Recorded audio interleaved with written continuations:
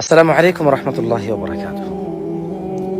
সুবহানাল্লাহ, গরমের একটা সলিউশন আছে এবং দি finest solution, the ultimate solution,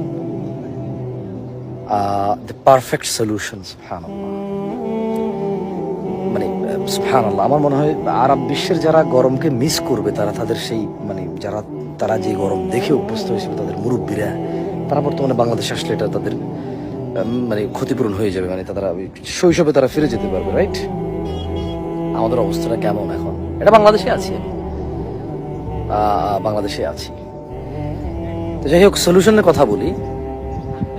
কোরআনুল কারীমে আল্লাহ সুবহানাহু ওয়া তাআলা বলছেন যে ফাকুল তুস্তাগফিরু রাব্বাকুম ইন্নাহু কানা গাফফারা। তোমরা তোমাদের রবের কাছে ক্ষমা চাও, মাপ চাও, নিশ্চয়ই তিনি ক্ষমাশীল।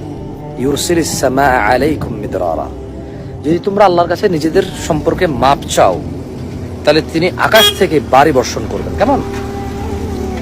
সো তার মানে যদি কেউ আল্লাহর কাছে মাপ চায়, তাহলে আল্লাহ সুবহানাহু ওয়া তাআলা বৃষ্টি বর্ষণ করবেন।